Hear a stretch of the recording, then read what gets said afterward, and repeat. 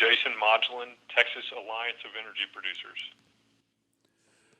Thank you for joining the program here today. Appreciate it. And as we kind of wind down our 2020, I guess I was going to say 2021, but as we wind down 2020, thought it'd be a good idea to bring on Mr. Modglin to find out a little bit about his perspective, what he's seen, and also what we're going to look at for 2021. They just did a study, and we want to get to that as well. But first off, how are you doing today? And let's start off with that, I guess. How's life treating you? I'm good, Jason. Thank you very much, and Merry Christmas and Happy Holidays to your listeners. So what is the organization that you're a part of? It's the Texas Alliance of Energy Producers. Did I have that right? Because I'm going off memory.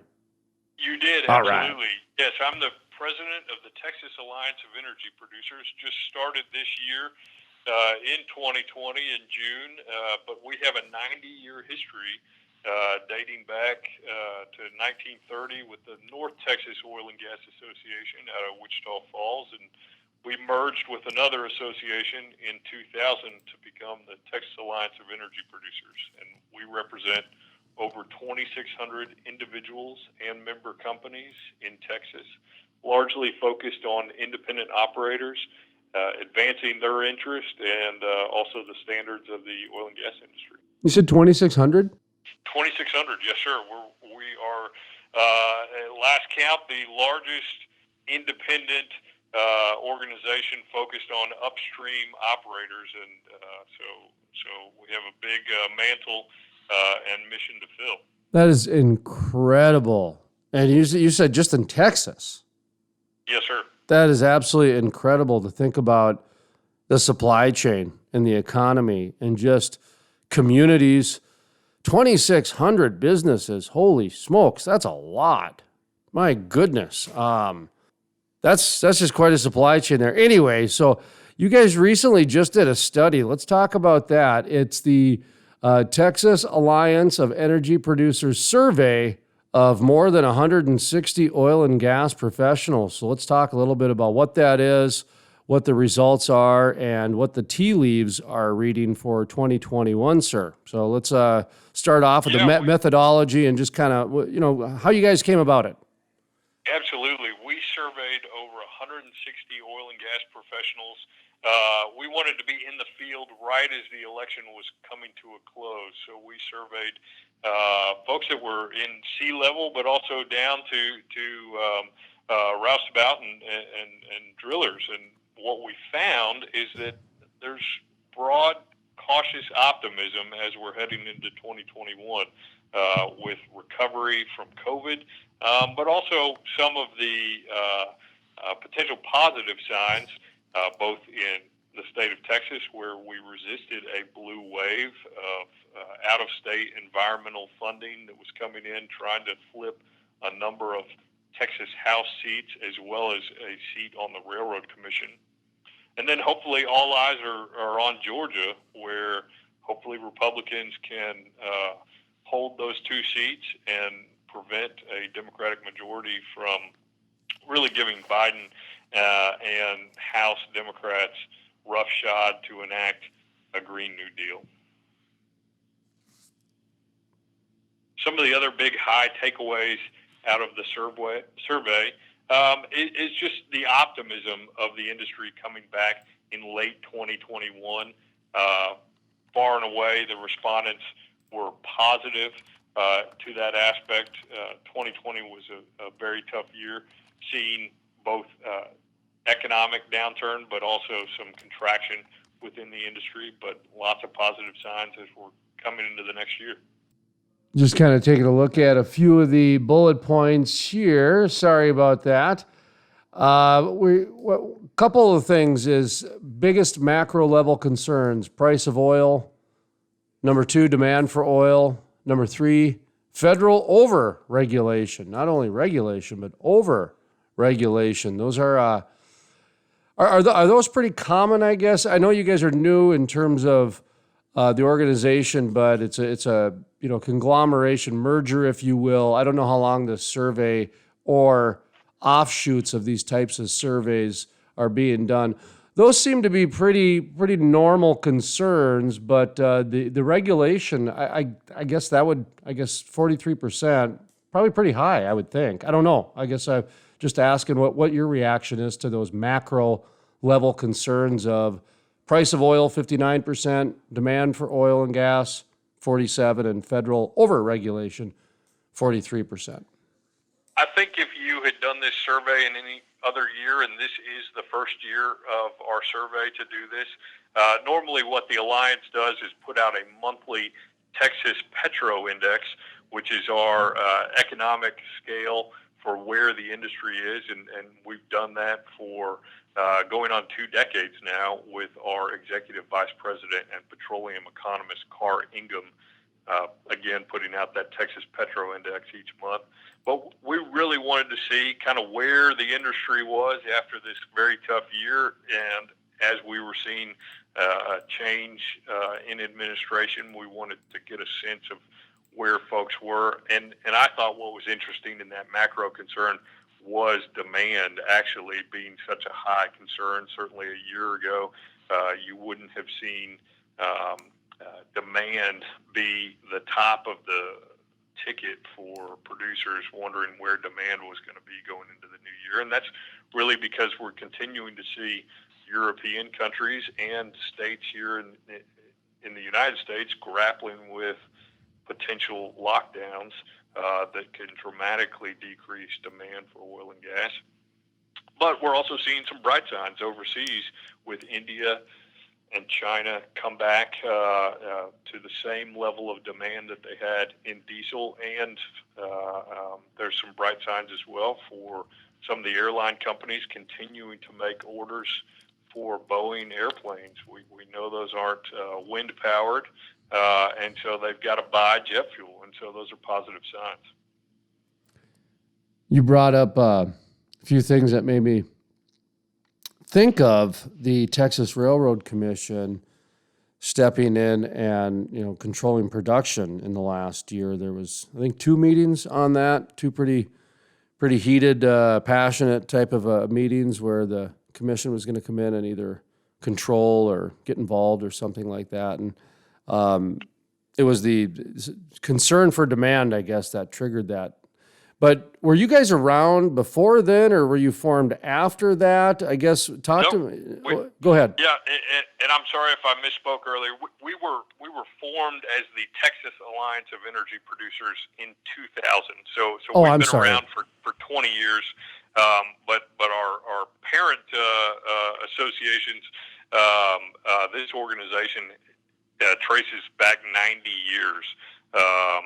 So a long history in the oil field, working on behalf of independent producers, representing their interests both in Austin and Washington, D.C., and then also with some cost-saving programs that we offer, insurance lines that allow producers to save a little money and keep operating. And yes, we were around during those proration conversations. The Alliance and its board decided to come out against the proposal from Commissioner Sitton to prorate production statewide. And really a lot of the macro concerns were that that government always lags a little bit in where they get it right. And the United States is so much different than the rest of the world. We have private ownership of minerals here, and that's really how those private contracts result in the best levels of production. And we really saw that from producers scaling back this year. A number of our members just don't want to be in the position of coming to the Railroad Commission every month with a mother may I approach. Can I produce a little more? And when the commission started that process in the late 20s, it took about 50 years to get off that cycle. So there's some long memory amongst our members, and they didn't want to see us return to that. I think that's one of the most critical issues in oil and gas right now. I really do. And you're kind of your, mama, can I get some more some more business analogy is pretty spot on.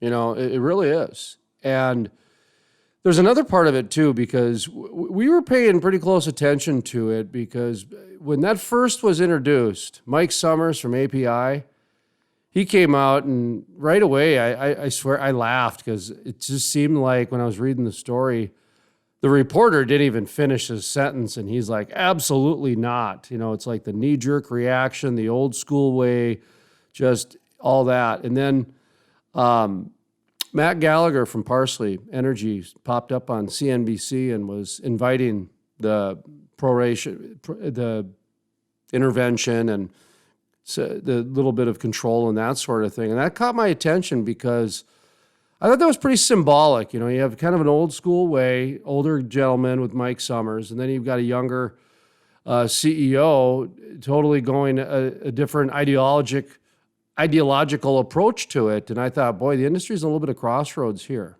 And interesting, you guys came out and took a stance. Did you guys discuss that? Was that at all difficult discussion? Was there any sort of inner fighting, or was it all pretty much what you guys thought? I wouldn't say it was a difficult conversation internally, but there was definitely disagreement. We certainly had members that testified at that hearing that were in support of some type of limitation on production, and then we likewise had members that were just as passionate on the other side.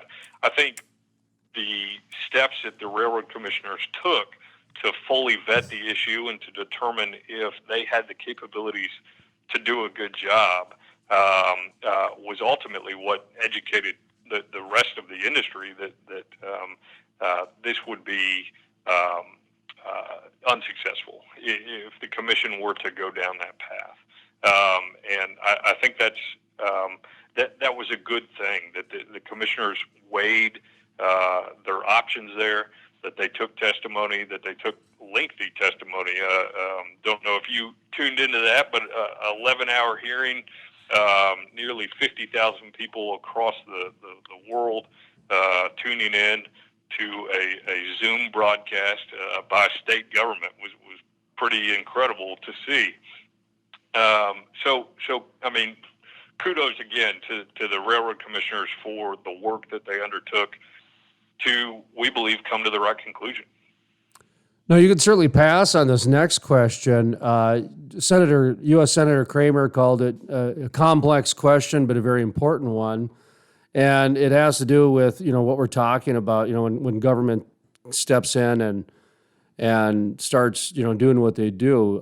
In North Dakota, we've got a little bit of a program going on to cap some wells and to stimulate a little bit of the oil and gas revenue. So it's kind of happened there. Wyoming did a rebound program. And so it's, and you mentioned Texas did it for 50 years or whatever it was, the number of years you mentioned. And so it's not unusual. But the reality is when that happens, generally governments try to centralize. And so that's where the pick winners and losers and that type of stuff comes out. And then you start getting some inner fighting and this and that. The part that wasn't lost on me, and I'm very curious to know your opinion about it because of the people you represent, was the poor frac sand guys. Okay, they've had to sharpen their books, their pencils now for the 5th time in the last 10 years. So they're generally one of the first ones that have to cut costs. I guess technically we're in the marketing business because we're in communication. So we usually have to cut our costs pretty quick too. I heard the truckers that, oh boy, those truckers sacrifice more than probably anybody that we know about. And so when a lot of these companies, and I think there was reported 30% is what the industry was expecting early part of the COVID shutdowns and this and that. And well, then some of these companies went bankrupt and they were asking for government intervention. So that to me, I thought was a little bit telling of why we need to have these conversations, why people need to be accessible, and why some of the tough crossroads that industry gets at times is really beneficial because, like I said, those poor frac sand guys, I don't even know how they're making money anymore. So anyway, like I said, it's a complex question. It's a difficult question, but it's a very real one. So Well, anyway. you're absolutely right. I mean, the industry is going to see some consolidation and mergers for quite a while, and that's both at the operator level, but then also in service companies and some of these suppliers that have relied on a robust industry, and unfortunately we are in contraction right now, and we're going to continue to see mergers where appropriate, where investors think that there's value and upswing there to capture, and it's extremely unfortunate when we've had these advances in frac sand, particularly in Texas, but formerly in Wisconsin. I mean, to really bring new industries to parts of the Midwest and South, and take advantage of that. Stop importing these limited resources from other countries and really mine it here in the United States is phenomenal, and hopefully we will get back to some level of higher activity than what we're at now. But really, until we kind of get out of this COVID funk, we're going to be under it for a while. Are you guys going to be impacted by any of the federal lease bans that we're talking about? We've had Kathleen Skama, she's the director for the Western Energy Alliance, Senator Kramer, and this is just in the last couple of weeks that this has been a really hot topic because of mostly the western states are going to get impacted. You know, you go west of the Black Hills and you can't even go 5 feet without having federal land in some way or another, seems like. So it gets pretty intense. Go ahead. Sorry. So Texas is 97% privately owned. You're like North Dakota. So okay. that will insulate us somewhat from some of the onshore federal regulations, but certainly if they reduce the Gulf of Mexico and some of the offerings there, or limit operators from certain completion techniques, that's going to have an impact on us, no doubt. We do anticipate the losses in New Mexico will result in some of Texas's gain, but that's not anything we're looking forward to. We certainly like when both sides of the Permian Basin is going full steam, and so are not looking forward to the days when some of our neighbors are experiencing federal overregulation. But how these lease regulations will impact us, that's going to be largely an offshore, and maybe running some people out of New Mexico and into Texas. Now, you're based in Austin, your organization, and do you live there mostly? Yes, sir. Okay, yes, and live here in Austin. And I'm in Fargo, which is, you know, the Austin of North Dakota, or which is the Boulder of Texas. So, you know, you've got a lot of what did you call it? The blueberry and tomato soup. I thought that was a great analogy. And so it's kind of Secretary Perry's Rick Perry, our former governor, when he became energy secretary, he often described it as the blueberry and the tomato soup. Okay, I've met him before. He's been in North Dakota a few times. Yes, sir. When he was energy secretary. But the reason I bring that up is because I believe that when you're living in those cities a little more day to day and you work in the industry, you're a little more attuned to kind of some of the vibe and the energy towards oil and gas professionals. And it's a different vibe. And I feel it when I go to Fort Collins. I feel it when I go to Boulder, Austin. I felt it when I was down there. And so that's one side of it. The other side is actual regulation. So you've got the whole social branding that's going on, and we'll discuss that in a second. But right now I wanted to ask you about, in Texas, are there any regulations that we need to be aware of at a Colorado or a California or a New York style level of concern? No. Thankfully, our legislature and Governor Greg Abbott have really been forceful in their support of oil and gas.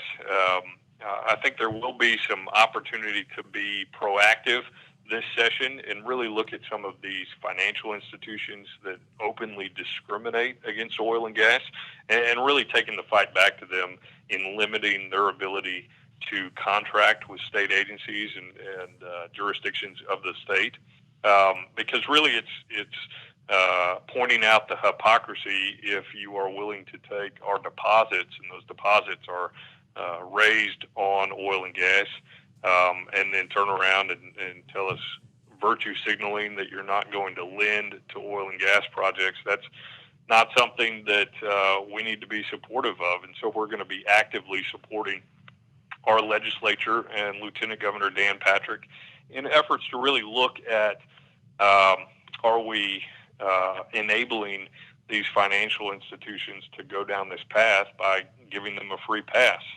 Thankfully, our legislature a few years ago, when we saw some local jurisdictions want to ban fracking and other types of completion techniques, they passed House Bill 40 that eliminated their ability to regulate below ground on oil and gas. And so they left that jurisdiction at the Texas Railroad Commission, at the Texas Commission on Environmental Quality, where we have great regulators in place that do a fine job and that the industry is supportive of.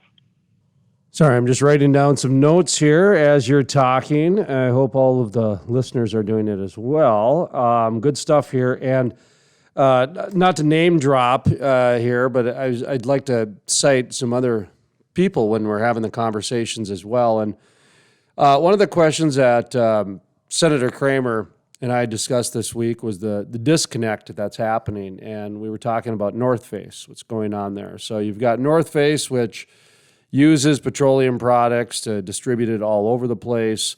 They arguably have got petroleum products within the material that the jackets are made out of. And then they have an entire FR clothing line known as Bulwark. So they're furthermore, they're rejecting business at a time when people need business. So we kind of talked about that a little bit. Talked a little bit about the politicians living in the planet of platitudes, going out there talking about banning an industry, just flat out banning an industry. Well, 93, 96% of our quality of life and our lifestyles depend on it. So it's very difficult to have a conversation with someone like that because you're better off talking to a brick wall. So the question is actually, how did we get here and why is there such a disconnect? Does that make sense? Yes, it makes perfect sense. And I thought you had a really good show last week with Jeff Roach out of Houston, really looking at all the brands that are associated with VF Corporation, and you hit the nail on the head with Bulwark FR. Interestingly enough, they have a blog post today on oil and gas being their heart and soul. So I thought that was interesting that maybe they're feeling a little pressure and want to make sure that they can still sell their FREs. What I think is telling about some of these boycott statements and things of that nature, that they're just not going to support oil and gas, is just the disconnect in not seeing how oil and gas benefits them on a daily basis, whether it's their phones and computers that they're utilizing with plastics, but then also just electricity and heating your homes. It's much broader. And then you get into the medical community, which was so critical this year and next year as we're rolling out vaccines and keeping people safe. All of that PPE equipment is plastic and petroleum derivative. Not to mention that those vaccines need to be kept at a very cold temperature and distributed all over the world. And even for North Face or Patagonia a few years ago with the same problem, their material is a petroleum byproduct. It's not those wool socks are not being sheared from a sheep. It is nylon and it is other materials that have been manufactured with the use of petroleum. So it's just it's frustrating to see. It's thankful that here in Texas we are starting to increase the level of energy education in the state, both with elementary school kids, but also up through high school, to just bring them a sense of this is how your state raises significant portions of its tax revenue, but this is also a critical industry to the state, along with agriculture and some of our aerospace industries in the state. That it's the backbone of the state. It's how we fund higher education. It's how we fund roads and water infrastructure. There's a great museum exhibit at our Texas State History Museum all about oil and gas, and the innovation that has occurred here in Texas with horizontal drilling and hydraulic fracturing has really unleashed the shale industry here in the United States and now in other parts of the world. So it's really a phenomenal story that is unfortunately being left out in a number of classrooms across the nation. And so folks feel insulated. They don't see oil and gas on a regular basis, or when they do, they don't like parts of oil and gas, and they want to reject it. And yet they miss out on all of the things in their life that are products directly from oil and gas. I'd like to know your opinion on the public perception of oil and gas. There was recently a op-ed in the Midland newspaper, and I'm not sure if the Houston Chronicle picked it up. It was from it was one of the state legislators, I believe, and he basically talked about. I believe they flat out said big tobacco is that, stop comparing us to big tobacco. And I know North Face said that they rejected it because of porn, alcohol, tobacco. I mean, I'm reading that going, well, dude, you're just putting oil and gas in with the sin taxers. What's going on here? Yep. You cannot heat your homes with Marlboros, and your car does not drive on Joe Camels. This is okay. Like I said, you can't even have a conversation with this type of an individual because they're not dealing with logic anymore. And That's right. the CEO to do this from a business standpoint, I really truly have to ask, where are the shareholders? And if they're a public company, I haven't done enough research, but if they're a public company or if they're getting any public dollars and they're rejecting business, I got to ask, is that acceptable in today's business now? Are we at a point now where big companies get bailed out so they can just do this? They can reject business at this level? I don't even know how to even interpret it, because the attack is so opinionated and personal, it has nothing to do with business. And now we're into a whole new level. So I just kind of want to get your reaction a little bit on just how we've gotten to the point to where a company can just do that and it's okay. And well, yeah, it's lunacy. I mean, I agree with you completely. But again, it's the hypocrisy of it all. If North Face was not using oil and gas to distribute their products, to manufacture their products, and to innovate with petroleum products, this would not have resonated with anyone. They would have moved on.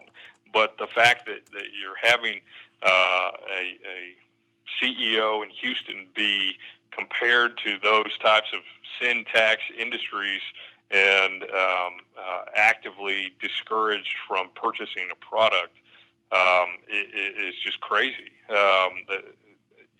Adam Anderson, the Innovex CEO, really drew on a number of the writings of Alex Epstein and the moral case for fossil fuels, and that's really, we're just missing that education component, that there is so much of the world right now that is looking to affordable, abundant, reliable energy. And we produce it here in the United States. We've thankfully, since 2015, enabled it to be exported overseas. We're seeing a dramatic reduction in greenhouse gases, but also other types of emissions because natural gas is supplanting dirtier fuels. And I'm not just talking about coal. I'm talking about folks that are burning wood and cow dung. I mean, the amount of diseases that will be reduced from burning clean natural gas as opposed to burning wood inside homes is unbelievable. Not to mention that you're bringing countries out of poverty by giving them the tools to bring water to the surface, to clean water and distribute it effectively is incredible, and something that should be celebrated, something that should be supported. You can still be an environmentalist and want to see a cleaner environment, but then you really need to look to where your clean fuels. It's natural gas. It's nuclear. It's not this whole-scale move to renewables, and there's a great think tank here in Austin, Texas Public Policy Foundation, but Jason Isaac, who does a lot of work on energy, he's got this great point where he says we are importing pollution and exporting jobs. When we move overseas, when we move our reliance on energy sources overseas, that's all we're doing. We're exporting jobs and we're importing pollution. Rather than taking the opportunity to produce it here, that's really what we need to be doing, and that needs to be celebrated. And so that's why the Texas Alliance of Energy Producers added our voice to the fight on North Face, is just to point out, look, this is the good. This is what we need to celebrate. This is what we need to honor. This is what we need to point out and educate to folks, rather than simply being quiet, moving on to a different, clothing manufacturer. That's why it was so great to see Adam and Innovex take a stand. So how do we educate the adults? You mentioned about some of the work you guys are doing with the school kids and that, and I'm looking at the last 10 years, and I'm thinking, boy, we got to educate the adults here. Because 10 years ago, we were having plastic bags or paper bag debates, and Hawaii was coming up with, by the way, Hawaii's got a really good straw program where they don't allow plastic straws. And so I when I was in Hawaii a few years ago, I thought, now here is a great example of industry and community working together to solve a problem. Okay. And I don't know how we went away from plastic bags and straws to just outright banning an industry.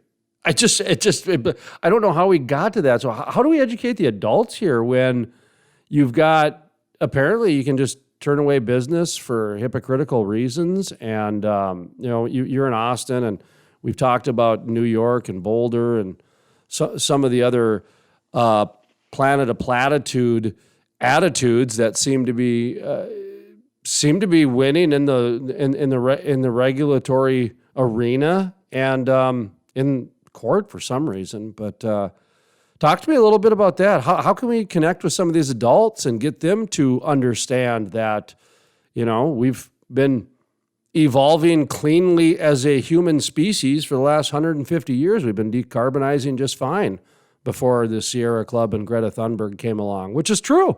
We have. That's right. You mentioned hay and wood. Well, we used to do whale and coal and a few other things. Now we're down to 4 hydrocarbons. Pretty good. That's pretty good. Not to mention all those electrical vehicles need that natural gas to charge those batteries. And that's right. Yeah, we don't want to even get into the whole hypocrisy of all the renewable energy stuff. I'm just trying to figure out how we need to re-educate or connect with some of the adults that are out there. Like I said, 10 years ago, it was plastic bags and straws, and now they want to get rid of an industry. So we're the disconnect's getting way too far, is what I'm getting at. So what do you think? How can we how can we shake these guys a little bit? Turn off their heat?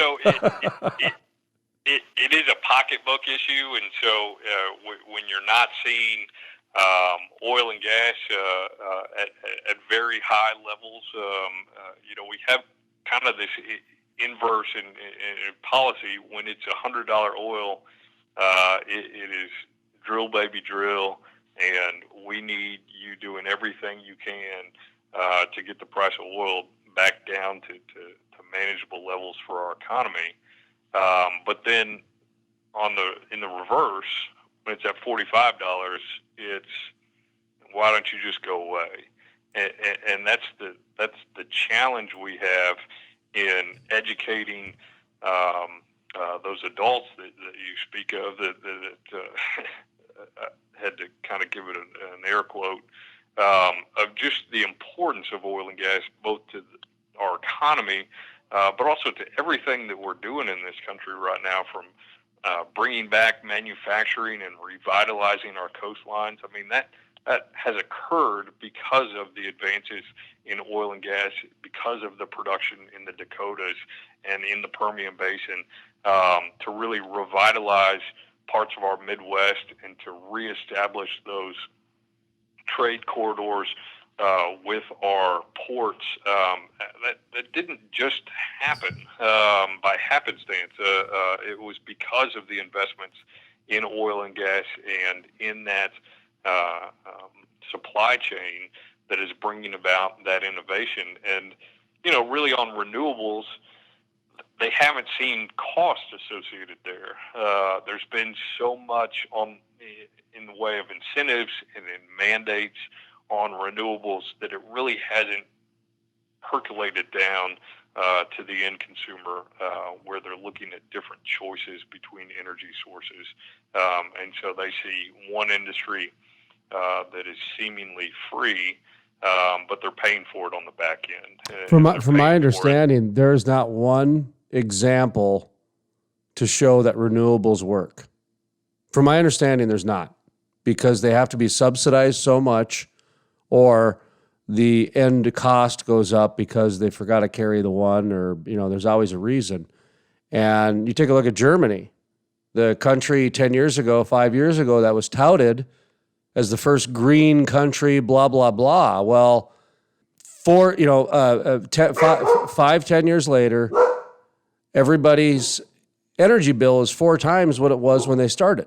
So they didn't disclose that to anybody and say, hey, we're going to go green. And by the way, your energy bill is going to go up 4 times what it was. Germany also considers biomass to be green.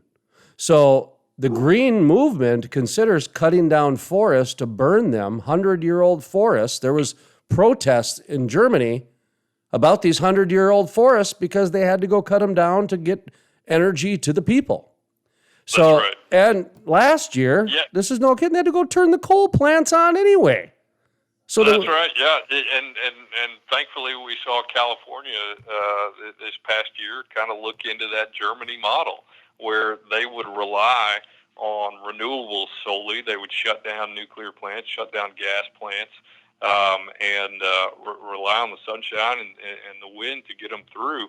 But when that failed, when demand increased and they needed to rely on gas power from other states, it wasn't there because there was high demand in the West. And that's similar to what we're seeing in Germany, where now all of a sudden they are reliant upon gas imports from Russia and from France to get through and make it work.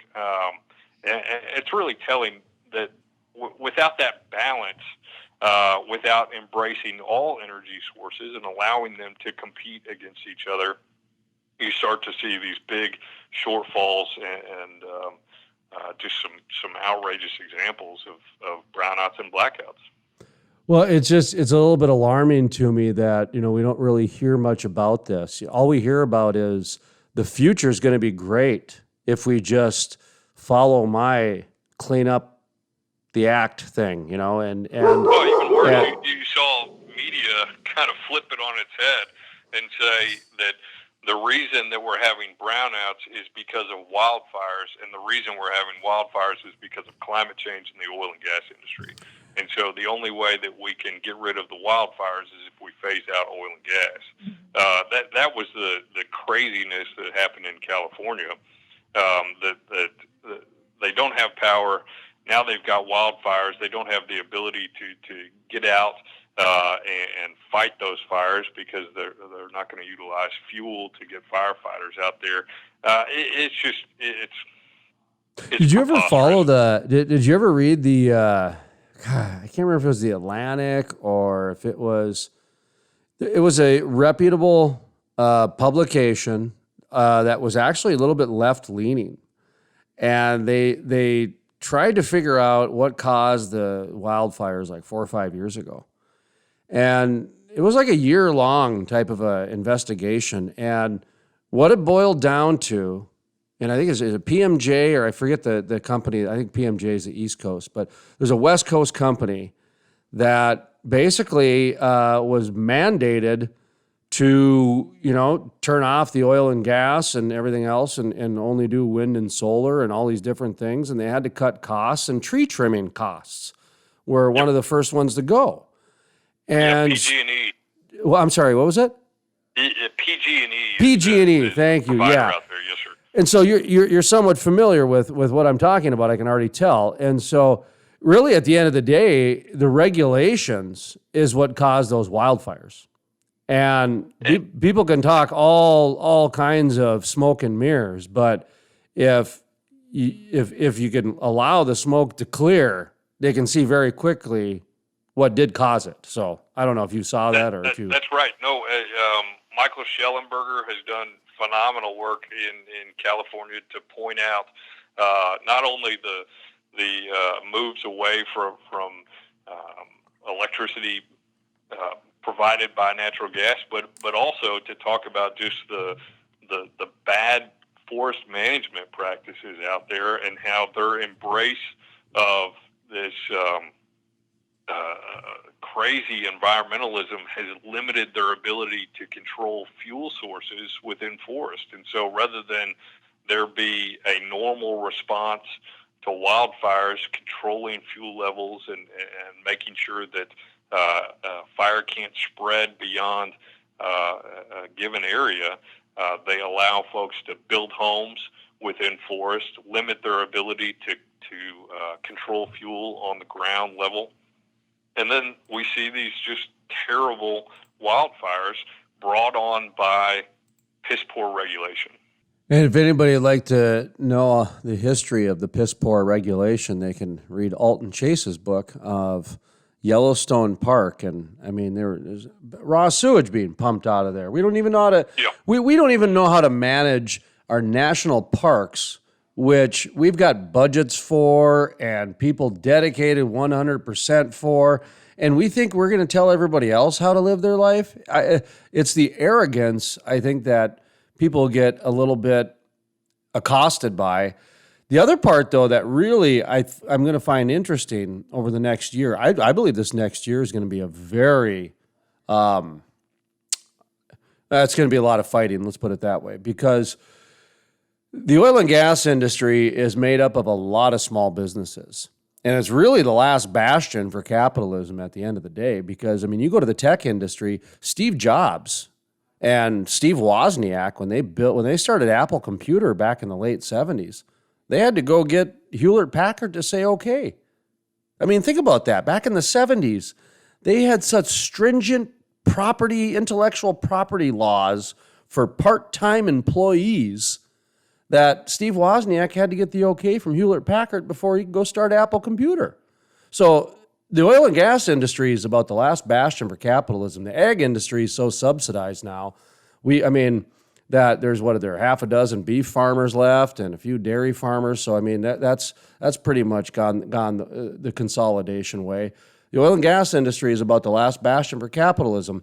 And when you start talking about small businesses being impacted, the reason a lot of people are oil and gas small business owners are because they're family people. Because that way one of the family members can stay home and raise the kids, or they have control of their schedule, this and that. Do you agree with my observation about a lot of the oil and gas communities are small business owners and just kind of that capitalism approach to oil and gas? I think you're absolutely right. I mean, we've got so many examples of CEOs that how they started in this business was driving a propane truck or being a tool pusher. I mean, and phenomenal growth in their careers, providing for additional opportunities for their communities to come up in the industry. And it's really a testament to American ingenuity and entrepreneurship. And that's why the oil and gas industry here in the United States is so unique the world over. And we continue to see new businesses being started and innovating and really changing the trajectory of the entire industry. I mean, it's just a phenomenal story that continues to attract people to this industry. Very smart, bright individuals that want to change the world. I mean, to borrow from the University of Texas slogan here, I mean, it's fantastic to see. That's really what gets us excited at the Texas Alliance of Energy Producers, is representing these independent operators and the gifts that they bring to this state and to this industry. I love that they enable opportunity and they don't really enable entitlement. Right. You know, you've got a guy who's, you say, we're going to drive in a propane truck, or the example I always give is you got some roustabout looking at a vibrating tube every day for 10 years, and he's figured out how to make it vibrate twice as fast and twice as cheap. And all of a sudden, a year later, he's a president of some company, you know, and in Big Spring, Texas, with 12 employees, right. And he's got, I mean, absolutely. I mean, without a college education, and he's got a $2.5 million company, he's making six figures. He's not, just a. I love that. I absolutely love that. That's a phenomenal business. Yeah. Absolutely. That you can do that. And the part that makes it so special, though, is that the company that this guy was working for, watching that vibrating tube every day, is going to be his first customer. He's not going to try to steal the idea from him or put him out of business. He's going to say, thank you for saving me money and good luck on your risk. We'll be your first customer. I think that's fantastic. But, so that's why I get a little bit passionate when it comes to this industry, because I feel like actually the Crude Life's trying to protect that, because that's really what builds communities. Great work. Yeah. So I'm sorry, what was that? I said y'all are doing great work. Yeah, let me say that a few more times to make it clear that if you're recording, that y'all are doing a great job, and we appreciate it. That's actually why I had you repeat it, because I talked over you and I said, I got to get that in a promo someday. I've got all these like timestamps down that if I ever get some more employees, I might get some promos working and that sort of thing. But we are starting a daily show, first of the year, because the industry does need a place to talk, and they need a place to talk every day, and they need a place to feel like they can talk about whatever. And even if we do disagree, that's okay. Hey, because we're all trying to help each other out at the end of the day. And right now it's really getting old making, spending $9 to get, $1. It's getting really old. And some people not only are being optimistic, but they want that optimism to come now. And I think we're going to get there. We're almost done with this year. So 2021 is around the corner. Let's get some optimism talk to end the interview here. So what do you see in forms of good news for 2021, sir? Let's end with some optimism. Mr. Jason Modglin, like Dodge, but Modglin. That's right. We're seeing optimism in the COVID vaccines being rolled out. We're also seeing optimism in some of the progress being made overseas as economies are coming back out of lockdown. We're seeing demand increase to levels that they were previous to COVID getting here. So those are optimistic points. We're also seeing some optimism at the state level that there continues to be some strong leadership from certainly Republican elected officials here in Texas with Governor Abbott and our legislature prioritizing the oil and gas industry and the men and women in the oil and gas industry. We're confident that the Texas Railroad Commission will continue to be led by great leaders like Commissioner Christy Craddock and Commissioner Wayne Christian. So we're pleased to see a lot of optimism going into 2021, and we'll continue bearing that torch for our members.